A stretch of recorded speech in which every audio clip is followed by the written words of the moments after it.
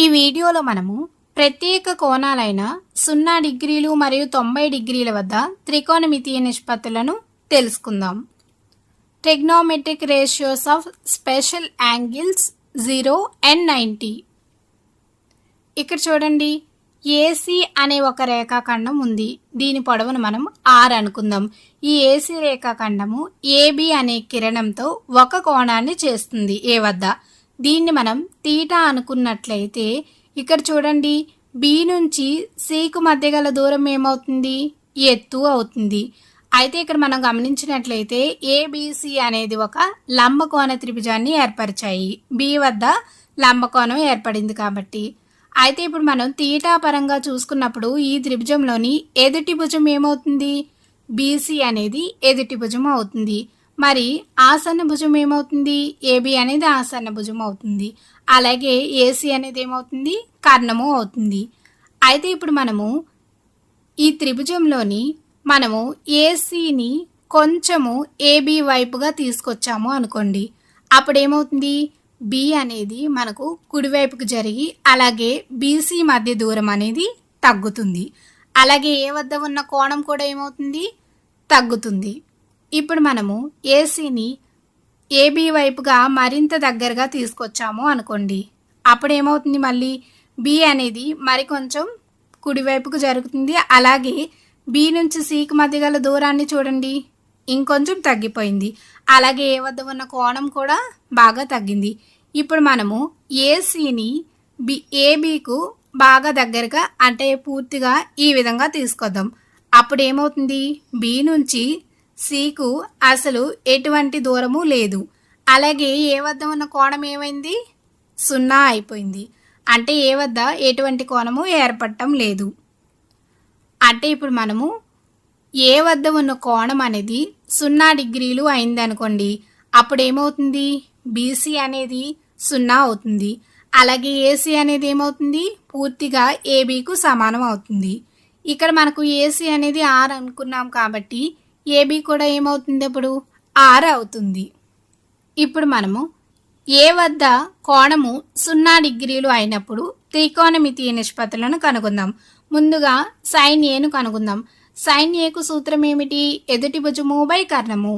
ఈ త్రిభుజంలోని ఎదుటి భుజము ఏమిటి? బీసీ. అలాగే కర్ణం ఏమవుతుంది? ఏసీ అవుతుంది. కాబట్టి బీసీ బై ఏసీ రాసుకున్నాం.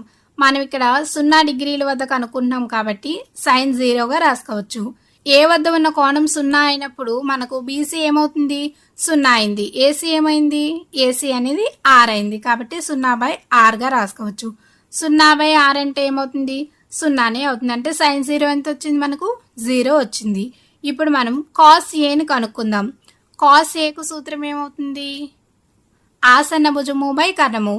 కాబట్టి ఇక్కడ ఆసన్న భుజం అంటే ఏబి, కర్ణము అంటే ఏసీ. ఏబి బై ఏసీగా రాసుకున్నాం. 0 డిగ్రీల వద్ద కనుక్కుంటున్నాం కాబట్టి ఏబి ఏమవుతుంది? ఏబి అనేది r అవుతుంది. ఏసీ కూడా r అవుతుంది. r/r అంటే ఎంత వస్తుంది? మనకు 1 అనేది వస్తుంది. అంటే కాస్ 0 అనేది మనకి ఎంత వచ్చింది? 1 వచ్చింది. ఇప్పుడు మనం టాన్ ఏను కనుక్కుందాం. టాన్ ఏకు సూత్రం ఏమిటి? ఎదుటి భుజము బై ఆసన్న భుజము. లేదు అంటే మనం దీన్ని సైన్ ఏ బై కాస్ ఏగా కూడా రాసుకోవచ్చు. ఇక్కడ మనం టాన్ 0ను కనుక్కోవాలి కాబట్టి సైన్ 0 బై కాస్ 0గా రాసుకోవచ్చు. సైన్ 0 మనకు తెలుసు ఎంత వచ్చింది? 0 వచ్చింది. కాస్ 0 ఎంత వచ్చింది? 1 వచ్చింది. ఇక్కడ 0/1 అంటే ఏమవుతుంది? 0 అవుతుంది. కాబట్టి టాన్ 0 ఎంత వచ్చింది? 0 వచ్చింది. ఇప్పుడు మనం సీకెంట్ ఏను కనుక్కుందాం. సీకెంట్ ఏను ఏ విధంగా రాసుకోవచ్చు? కాస్ యొక్క గుణకార విలోమంగా రాసుకోవచ్చు. అంటే 1/cos ఏగా రాసుకోవచ్చు. కాబట్టి ఇప్పుడు దీన్ని మనం ఏమని రాసుకోవచ్చు? 1/cos 0గా రాసుకోవచ్చు. cos 0 మనకు తెలుసు కదా ఎంత? 1. కాబట్టి 1/1 అంటే ఎంత వస్తుంది? 1 వస్తుంది. అంటే సీకెంట్ 0 మనకు 1 వచ్చింది. ఇప్పుడు మనం కాట్ ఏను కనుక్కుందాం. కాట్ ఏ అంటే ఏమిటి? టాన్ ఏ యొక్క గుణకార విలోమం అవుతుంది. కాబట్టి దీన్ని మనం cos a/sin aగా కూడా రాసుకోవచ్చు. అప్పుడు ఏమవుతుంది? cot 0 = cos 0/sin 0 అవుతుంది. మనకు తెలుసు కదా cos 0 ఎంత వచ్చింది? 1. sin 0 ఎంత? 0. అయితే ఇక్కడ చూడండి, హారంలోని 0 ఉంది. లవంలో ఏ సంఖ్య ఉన్నప్పటికీ హారంలో 0 ఉంటే దాన్ని మనము నిర్వచించలేము అని చెప్పచ్చు. కాబట్టి cos 0 ఎంత నిర్వచించలేము. ఇప్పుడు మరి కొసికెంట్ ఏని కనుక్కుందాం. కొసికెంట్ ఏ అంటే ఏమిటి? సైన్ ఏ యొక్క గుణకార విలోమం అవుతుంది. కాబట్టి దీన్ని మనం 1/sin ఏగా రాసుకోవచ్చు.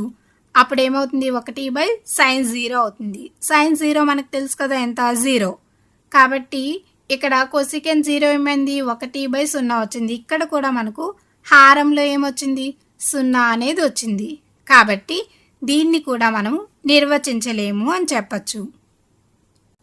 అయితే మనకు లంబకోణ త్రిభుజం అనేది ఈ విధంగా ఉంది కదా. ఇప్పుడు మనం ఏ వద్ద ఉన్న కోణాన్ని కొంచెం పెంచాము అనుకోండి, అంటే ఏసీ అనేది ఈ విధంగా వస్తుంది. అప్పుడు బి అనేది ఏమవుతుంది? ఎడం వైపు మనకు ఈ విధంగా జరిగి బి నుంచి సికి మధ్య గల దూరం అనేది పెరుగుతుంది. అలాగే మనం ఈ విధంగా ఏ వద్ద ఉన్న కోణాన్ని కొంచెం పెంచుకుంటూ వెళ్ళామనుకోండి, ఒక బిందువు వద్ద ఏ వద్ద కోణం అనేది సరిగా 90 డిగ్రీలు అనేది ఏర్పడుతుంది. అలాగే బీసీ అనేది ఏసీకు సమానం అవుతుంది. అప్పుడు ఏమవుతుంది? ఏ వద్ద ఉన్న కోణం 90 డిగ్రీలు అవుతుంది. ఏబి అనేది ఏమవుతుంది? 0 అవుతుంది. అప్పుడు ఏసీ అనేది బీసీకు సమానం అవుతుంది. ఏసీ అనేది మనం ఆర్ అనుకున్నాం కాబట్టి బీసీ కూడా మనకు ఆర్ అవుతుంది. అంటే ఇప్పుడు మనం సరిగా 90 డిగ్రీలప్పుడు త్రికోణమితీయ నిష్పత్తులను ఒకసారి చూద్దాం. సైన్ ఏ అంటే ఏంటి? ఎదుటి భుజము బై కర్ణము అని మనకు తెలుసు. ఈ త్రిభుజంలోని ఎదుటి భుజము అంటే బీసీ, అలాగే కర్ణము అంటే ఏసీ. ఇప్పుడు మనం 90 డిగ్రీల వద్ద నిష్పత్తులను కనుక్కుంటున్నాం కాబట్టి సైన్ 90 ఏమవుతుంది? బీసీ అంటే ఇక్కడ మనకు 90 డిగ్రీల వద్ద చూడండి, బీసీ అంటే ఆర్. అలాగే ఏసీ అంటే ఏమిటి? అది కూడా ఆర్ వచ్చింది. r/r అంటే ఏమవుతుంది? 1 అవుతుంది. కాబట్టి సైన్ 90 ఎంత వచ్చింది? మనకు 1 వచ్చింది. ఇప్పుడు మనం కాస్ ఏను కనుక్కుందాం. కాస్ ఏకు సూత్రం ఏమిటి? ఆసన్న భుజము బై కర్ణము. కాబట్టి ఏబి బై ఏసీగా రాసుకున్నాం. అప్పుడు కాస్ 90 ఏమవుతుంది? ఏబి అనేది 0 అవుతుంది, ఏసీ అనేది ఆర్ అవుతుంది. కాబట్టి 0/r అంటే ఎంత వస్తుంది? 0 వస్తుంది. కాబట్టి కాస్ 90 0 వచ్చింది. ఇప్పుడు tan ఏను మనం sin a బై కాస్ ఏగా రాసుకోవచ్చు. ఇప్పుడు tan 90 ఏమవుతుంది? sin 90 బై కాస్ 90 అవుతుంది. sin 90 తెలుసు, కాస్ 90 తెలుసు, అంటే 1/0 వచ్చింది. ఇక్కడ మనకు హారంలో 0 వచ్చింది కాబట్టి దీన్ని మనం నిర్వచించలేము అని చెప్పచ్చు. tan 90 నిర్వచించలేము. ఇప్పుడు మనం సీకెంట్ ఏను కనుక్కుందాం. సీకెంట్ ఏ అంటే 1/cos ఏ అని మనకు తెలుసు. కాస్ ఏ మనం ఆల్రెడీ కనుక్కున్నాం. కాబట్టి కాస్ 90 ఎంత? 0. కాబట్టి 1/0. ఇక్కడ కూడా మనకు హారంలో 0 వచ్చింది కాబట్టి సీకెంట్ 19 కూడా మనం నిర్వచించలేము అని చెప్పచ్చు. మరి కాట్ 90 ఏమవుతుంది? కాట్ 90 అంటే కాస్ 90/sin 90 అవుతుంది. అలాగే కాస్ 90 తెలుసు, sin 90 తెలుసు. అప్పుడు కాట్ 90 ఏమవుతుంది? 0/1 అవుతుంది. ఇక్కడ మనకు 0/1 అంటే ఎంత వస్తుంది?